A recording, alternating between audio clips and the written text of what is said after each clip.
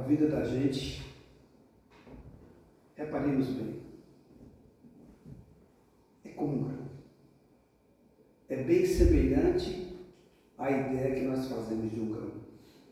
Às vezes, mas muitas das vezes, pelos nossos equívocos, pelos nossos desacertos, produzimos sementes de ilusão. Por isso, é necessário, enquanto grão, que a gente seja morto, enterrado, para assim renascer, para assim germinar. E germinar em algum lugar, plantar em algum lugar. E ali, ressuscitar nesse chão. Essa é a nossa semeadura. Sim, o amor, a vida, a gente pode se comparar à nossa existência como um grão. Por quê? Depois que morremos, que somos enterrados, nós renascemos como o trigo. E quando vive, esse mesmo trigo transforma-se em pão. Boa tarde a todos. A paz do Mestre Jesus esteja conosco. Como nós podemos saber o que acontece na hora da morte? Para nós espíritas, temos ainda e tantas compreensões sobre o que acontece. Mas muitas vezes as pessoas mesmo nos questionam: quem voltou de lá para contar? Quantas pessoas ainda desconhecem o que acontece na hora da morte? Nós temos, por assim dizer, 3 maneiras de afirmarmos que é possível saber o que acontece na hora da morte. A principal dela é a versão dada pelos próprios espíritos, ou por nós mesmos, ou por aqueles que já estão do lado de lá, através de um processo de psicografia, ou nós mesmos, nos desdobramentos durante o sono. Quantas vezes nos encontramos com aqueles que partiram antes de nós e nos comunicamos e recebemos informações.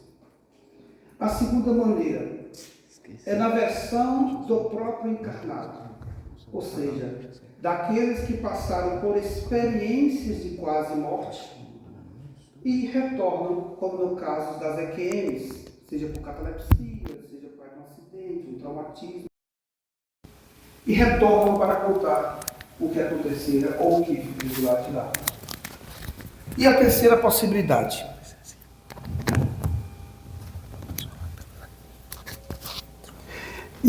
possibilidade. Os fenômenos que ocorrem no momento da morte. Juntando essas 3 hipóteses, a gente vai ter mais ou menos uma ideia.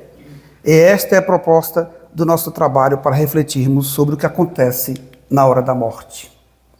Na primeira versão, que é a versão daqueles que vieram ou que do outro lado, por um processo via mediúnica ou não, relataram as suas próprias vivências do outro lado da vida, ou no outro plano da vida. Escolhi para trazer como lembrança e até para estimular vocês que também procurem ler, ter conhecimento, essa belíssima história do Padre Germânico, contada por ele próprio, Memórias do Padre Germânico. Ela fora ditada via mediúnica, mas em um processo curioso. Amália Domingos Solé, nascida em 1875 e desencarnada em 1909, não é a autora da psicografia. Ela era uma jornalista, passava por algumas dificuldades, inclusive no campo da visão, e a cada reunião mediúnica, esse padre ali se manifestava e contava a sua história do que se passara com ele nas províncias da Espanha. E ela relatava, condensava, até que esta obra magistral desse padre, por assim dizer, quando a gente começa a ler as memórias do Padre Germano, um espírita cristão, de fato, no sentido que vivenciou as ideias do Cristo, como Jesus assim nos convocou.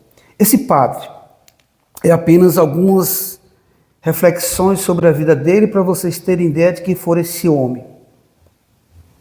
Ele foi perseguido pelos seus superiores da igreja, porque ele de fato vivenciava o evangelho do Cristo na sua prática diária, sem a preocupação com a hierarquia, sem a preocupação com os ritos. Ele sofreu inúmeras ameaças, inclusive de morte, até que desterram ele para uma província pequena na Espanha. São relatos trazidos por ele mesmo.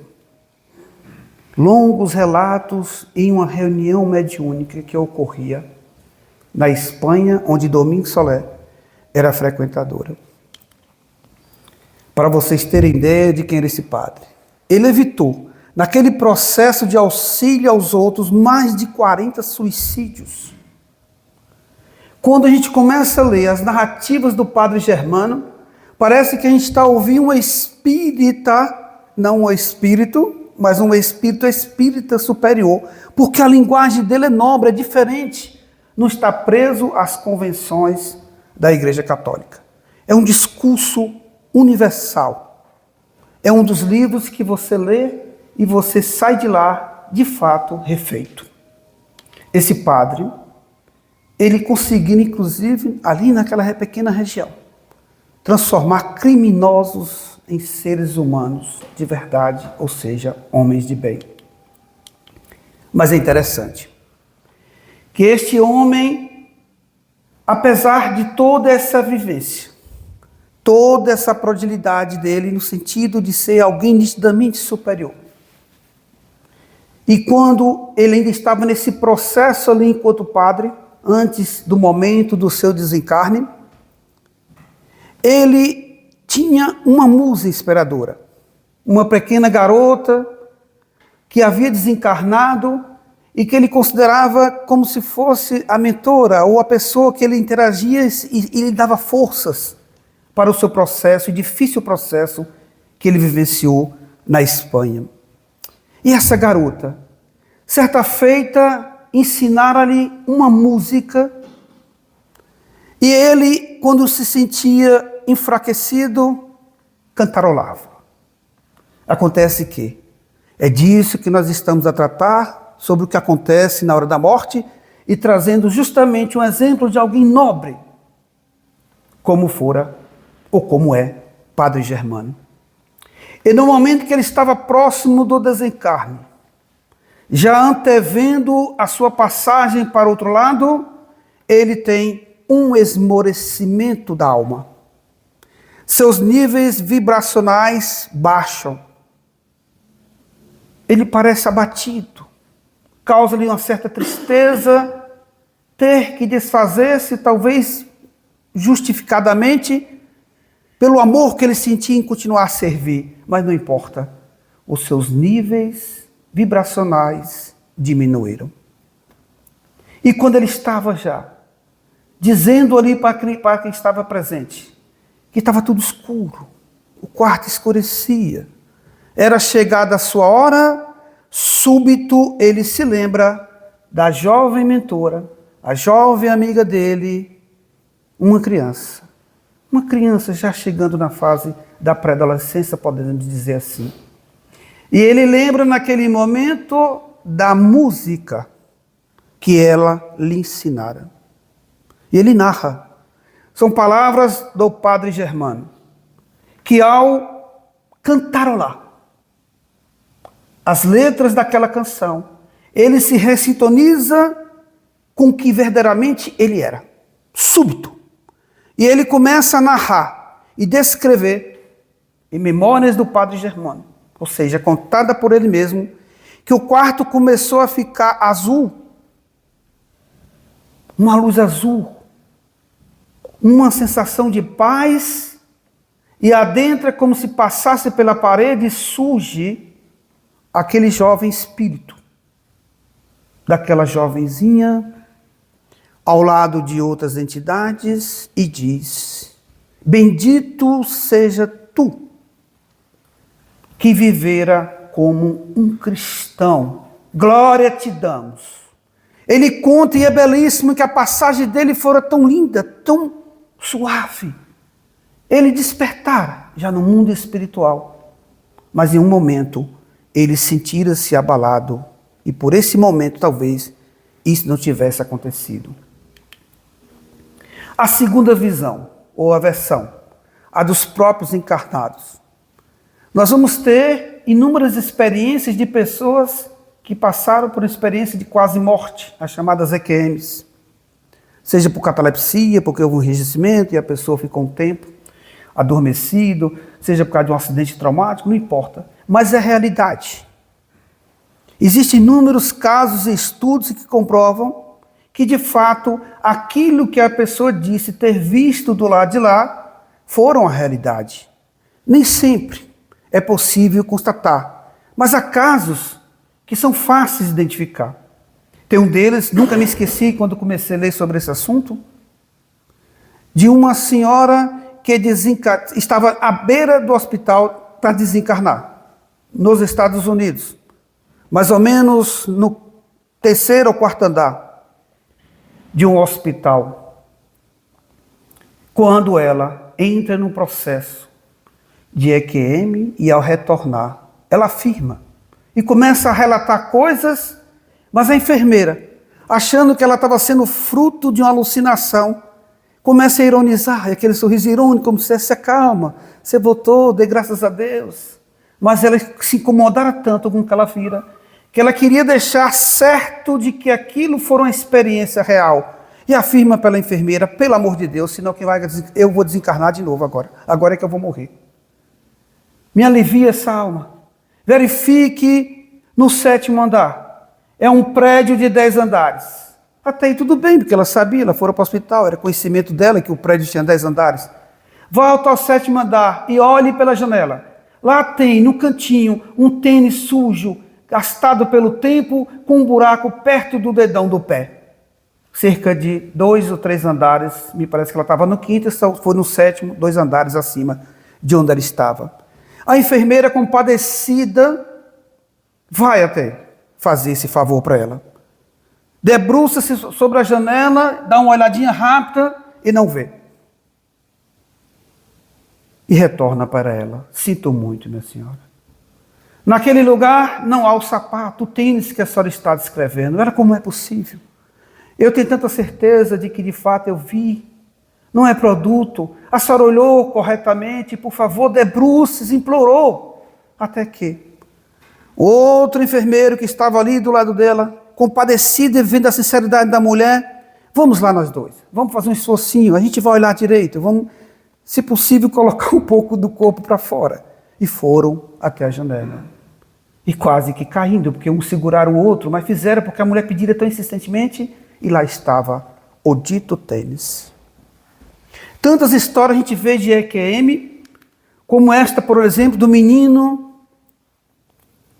que, ao passar por essa fase, e esse filme notoriamente é divulgado, a gente já assistiu várias vezes, tem livros publicados, eu trouxe aqui para vocês porque era filho de um pastor. O céu é de verdade. Como esse menino, Cotton Burpo, filho desse pastor, ele tinha apenas 4 anos de idade. Ele saberia dizer com tantos detalhes coisas que ele vira com quem ele se encontrara. E como um pastor chegar, e é comovente essa cena quando você está assistindo o filme, ele ter que explicar para a sua comunidade onde isso que esse menino dizia ter visto era pura irrealidade, pelo menos para aquela comunidade, para aquela crença ao qual eles pertenciam. É curioso. E o curioso é que essas experiências de EQM, de experiências de quase morte, quando a gente começa a fazer uma estatística e vai colhendo mais ou menos relatos que são parecidos e existe uma uniformidade, a maior parte passam por esse processo de sensação de paz e inclusive de ausência de dor. Quase todos trazem esse relato. O segundo relato, como o caso do tênis, a experiência fora do corpo, se veem fora do corpo, assistem muitas vezes a própria cirurgia, o próprio momento do desenlace. A visão de túnel e de luz. É como entrasse no túnel de luz e aí fossem passando para um outro lado. A retrospectiva de vida em questão de instantes, de tudo que houvera, dos momentos mais principais, dolorosos ou não, e dos mais alegres. Encontros, sobretudo, com espíritos que muitas vezes não conhecem, mas a maior parte, encontros com entes queridos.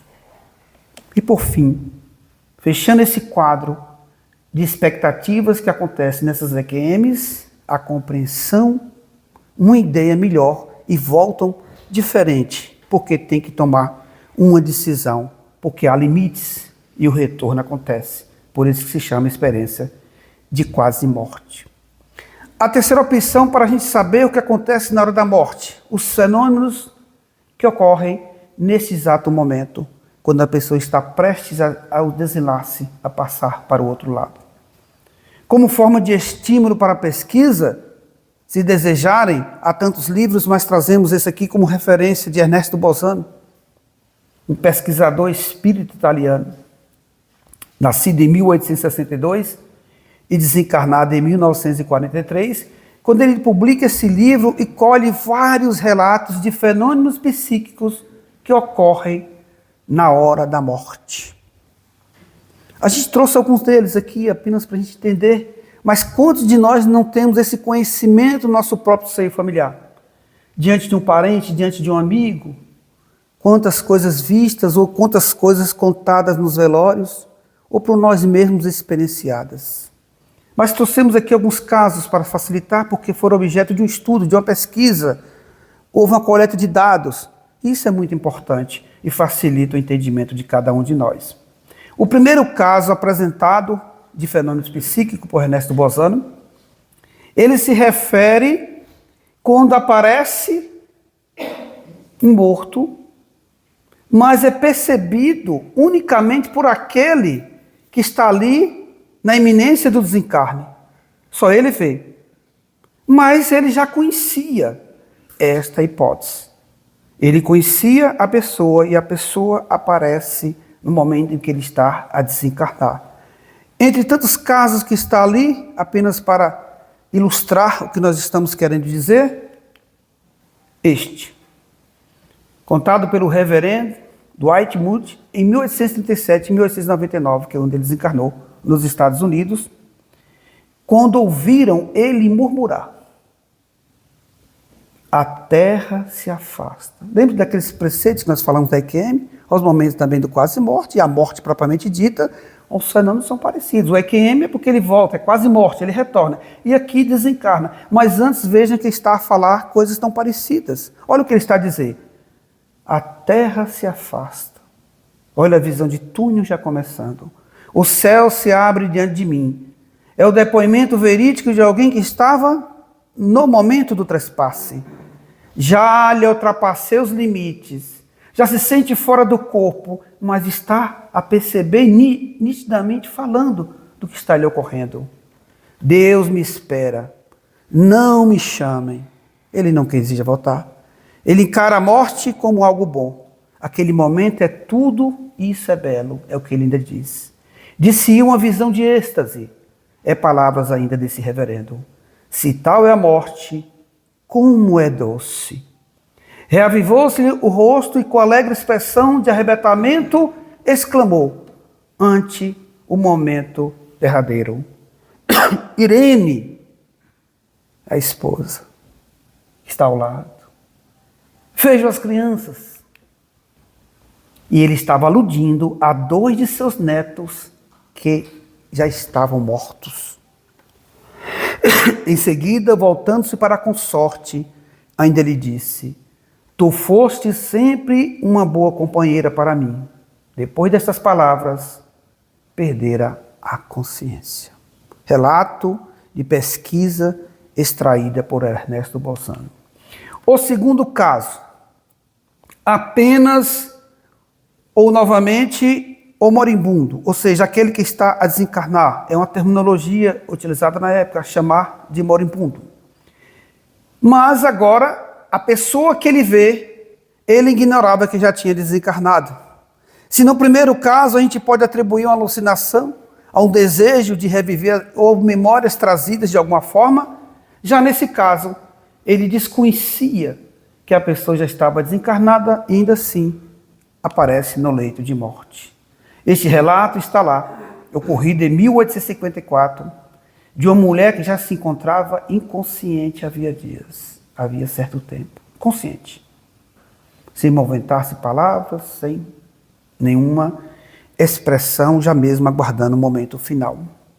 Quando ela diz: abre em algum momento a sua boca para dizer justamente o que ela estava vendo e sentindo. E afirma: aqui está William, aqui está Elizabeth. Perceba o que nós estamos dizendo. Ela estava inconsciente, não falava. E de repente, naquele momento que estava para ocorrer o desenlace final, é que ela fala: aqui está William, aqui está Elizabeth, aqui está Emma e Ana. E ainda diz: aqui está também Priscila. William era um dos seus filhos, morto na primeira infância e cujo nome não aparecia nos lábios maternos havia vários anos. Provavelmente aqui não dá detalhes de alguém que vivia afastado dos seus familiares ou do seu filho. Quanto a Priscila, era uma menina que morrera e já havia 2 anos. Ela não tinha conhecimento, era ignorado por parte dela. O terceiro caso, não somente a pessoa que está desencarnando, mas outras que estão em volta, percebem o mesmo espírito a manifestar-se no ambiente na hora do desencarne. E aqui trouxemos um caso, ocorrido em 1864, todos eles naquele livro de Fenômenos Psíquicos de Ernesto Bozano, no momento da morte. Essa senhora se encontrava gravemente doente. E as pessoas, as cuidadoras, familiares que estavam ali naquele momento com ela, quando aconteceu esse fato, afirmaram que percebemos ambas, todas elas, uma figura de uma mulher pequena envolvida em um chale, com um chapéu fora da moda e uma cabeleireira ornada com 3 fileiras de cachos.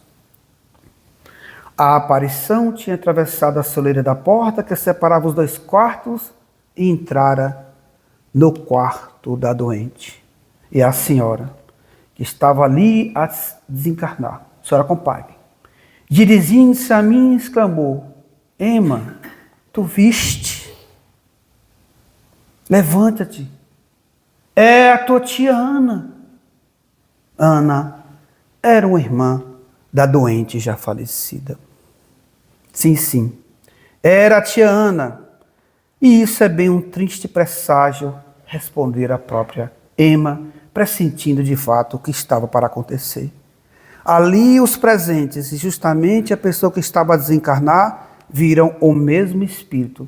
E a senhora Comerhide morreu na noite desse mesmo dia, tendo nos contado haver visto antes a irmã que viera chamá-la. Estranhamos esses casos, mas esses casos acontecem tão perto de nós. Recentemente, aqui no abrigo Nosso Lar, conhecido, com certeza, por cada um de nós.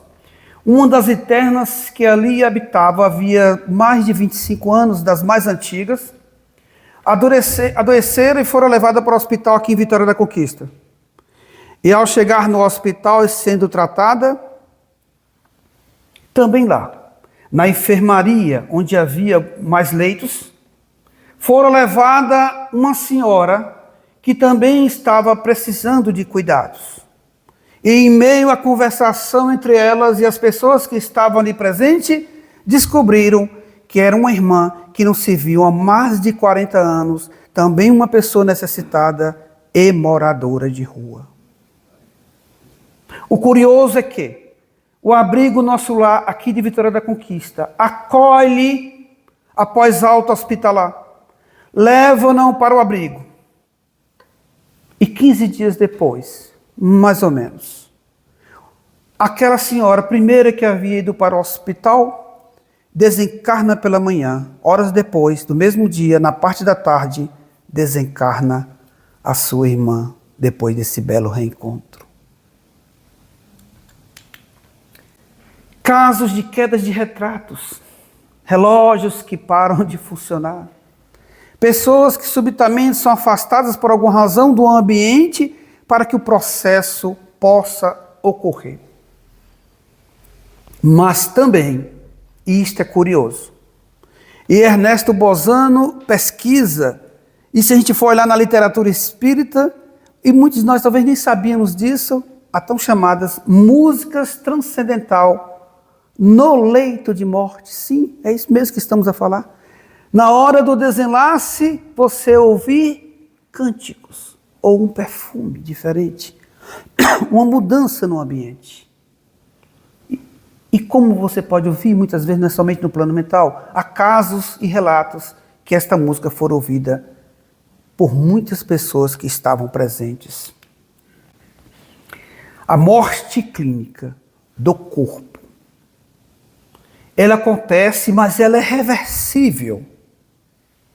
Mesmo que ocorra essa parada de circulação e coagulação do sangue, mesmo que ocorra esfriamento e rigidez, mesmo que as manchas de hipostase, e mesmo que o corpo já esteja desidratado. Lázaro passara por um processo de catalepsia e 3 dias depois, Jesus o traz de volta, porque Lázaro clinicamente estava morto. Mas a morte, ela só ocorre quando ela é encefálica. O cérebro ainda dura cerca de 7 minutos e após a morte encefálica, de fato, o óbito está constatado e é irreversível, pelo menos em relação àquele corpo, não em relação ao espírito que reencarnará. Mas é curioso, e aqui trazemos para vocês. Se do ponto físico a gente compreende o que acontece com o corpo, do ponto de vista psíquico, como a gente pode entender esse momento da morte? Tem uma pesquisadora, psiquiatra, já desencarnou, mais de 20 anos, e essa pesquisa dela fora tão bem fundamentada no leito de morte, Elizabeth Kübler-Ross, que ela, por assim dizer, trouxe uma teoria que nos consultórios de psiquiatria, de psicologia, até hoje é utilizado, e não necessariamente para a questão da morte, mas para a questão das mudanças que nos ocorrem. Após ela pesquisar o que ocorria com as pessoas, como elas se sentiam, ela chegou à conclusão de que ocorre 5 estágios no luto. Com o próprio indivíduo, com as pessoas que estão à volta pelo processo de mudança, daí ela denominar curva de mudança. Mas, sobretudo, para o trabalho desta noite, esses estados mentais ocorrendo com as pessoas que estão ali a desencarnar. É uma pesquisa muito bem fundamentada por Elizabeth Kübler-Ross. O primeiro estágio é a negação. É a fase inicial onde a pessoa se recusa a aceitar a realidade da morte, podendo manifestar-se como incredulidade, choque ou estado de negação parcial. Essa é a primeira negação, a não aceitação. Nesse processo de curva de mudança, traz dentro do indivíduo aquela sensação de raiva pelo momento que está vivenciando.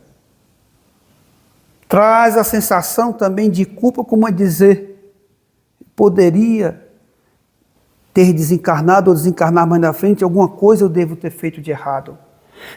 São sensações que passam pela mente de quem está nesse momento. É a primeira delas e da mais comum. A segunda, instaurando a raiva porque não nega, porque não aceita, a pessoa começa a se depreciar, a se culpar. Surge quando a pessoa se revolta pela situação, questionando inclusive o próprio destino ou a própria morte. São sensações psicológicas, emoções sentidas durante o momento da morte, pesquisas realizadas e publicadas em livros, em artigos científicos. Durante muitos anos, ela fazia muitas conferências. Está bem fundamentada. Mas também, nessa curva de mudança, após sentir medo, negação, não está aceitando, raiva, culpar-se, colocar-se no processo de medo, a pessoa começa também a barganhar. a tentar fazer um acordo com a morte. Se eu pudesse viver mais um pouco, Senhor, o desespero começa a dar-se em boa parte das pessoas, como se dissesse, preciso ficar mais um pouco, tem algo a realizar, lembra-se de alguém, encontra motivos mil. É um processo de barganha e é um dos 5 estágios que acontece na hora da morte. Por fim, se a pessoa não passa, olha, se a pessoa continua a insistir com esse processo diante da morte, se instaura aquilo que ela chama de depressão. A pessoa passa a vivenciar um profundo sentimento de tristeza, perda e desespero, podendo manifestar sintomas como falta de apetite, insônia, isolamento. Nesse processo que pode durar um dia, 2, ou 3, ou 4, não importa, a gente não sabe a hora que isso se dará. A pessoa vai entrando nessas fases de negociação, de raiva, de culpa, de medo, de barganha, mas por fim, se você já entra nessa outra fase, que é a 5ª, diretamente pelos seus conhecimentos, pelas suas experiências morais, ou se você nesse processo, porque é natural a gente negar, não aceitar, barganhar, sentir-se culpado, ter raiva, indignar-se, mas você pode entrar nesse outro estágio e aqui você começa a sair da curva e alimentar-se de esperança quando você promove a aceitação, a resiliência. Lembre-se do exemplo de Padre Germânio, ele próprio contando. Perceberam que ele também passara por aquelas fases? Parecia negar.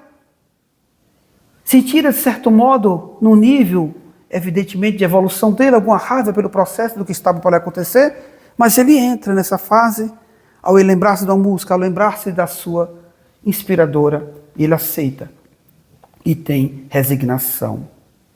A morte, do ponto de vista do desligamento, do ponto de vista da perspectiva espírita, 2 coisas é preciso a gente compreender que se processa. Espíritos estão ali a promover essa separação do perispírito do corpo físico e esse desenlace, da mesma forma como existem médicos, pessoas preparadas para nos trazermos a essa existência, da mesma forma acontece com todos eles em volta para nos levarmos para o outro lado. Mas, como um pesadelo, como um sono que a gente está a vislumbrar e parece que não termina, existe perturbação, confusão em nossas mentes. Vai depender de como nós nos colocamos naqueles 5 estágios. Aceitamos, somos resilientes, então partimos em paz. No Livro dos Espíritos, Kardec trata dessa questão e faz perguntas que vão nos ajudar a compreender melhor o que acontece no momento da morte. A de número 154, Kardec quis saber dos espíritos. A separação da alma e do corpo é então dolorosa?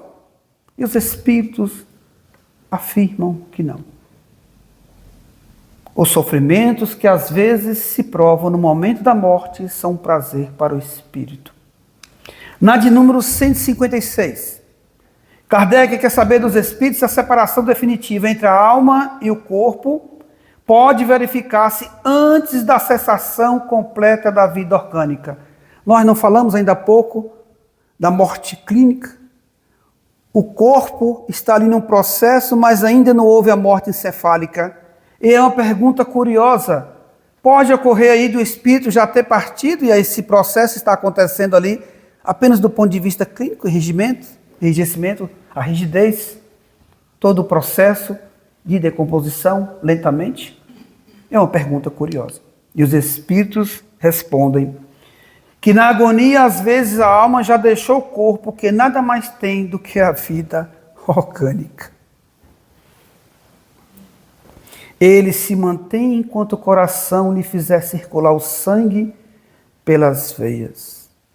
Essa resposta dada pelos espíritos, embora seja contraproducente ao que nós acabamos de dizer, que a morte encefálica é que a morte hoje atestada, nós estamos falando do século XIX, de 168 anos atrás, Essa descoberta da ciência de que essa morte encefálica é a morte mesmo que constata e é irreversível é recente. À época, a ciência não tinha esses conhecimentos e aqui não é um compêndio de medicina. Os espíritos estão a afirmar, porque uma vez o corpo parou de funcionar, coração deixou de circular o sangue, a morte inevitavelmente acontecerá. Mas há casos que inevitavelmente a morte não acontece se não houver tido a parada, ou seja, a morte encefálica, a parada do cérebro.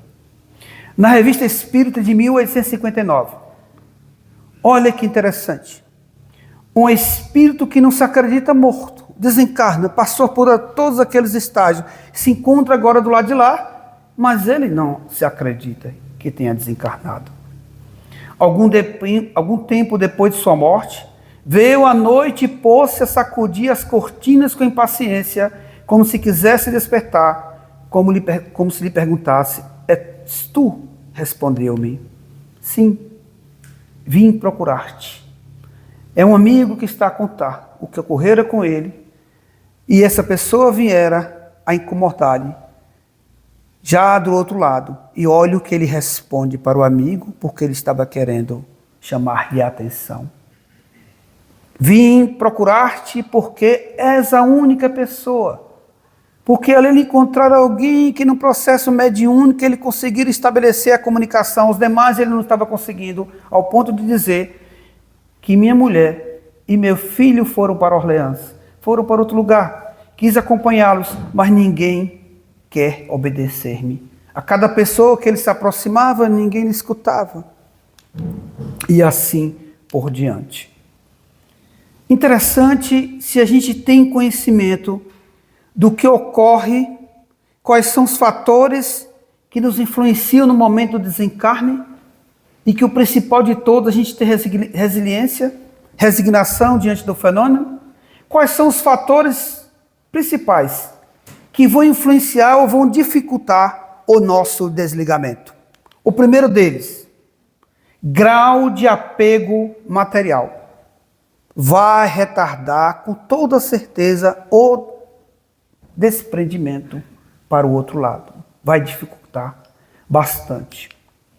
O estado moral, outro que tem grande influência, ou sobretudo tem grande influência.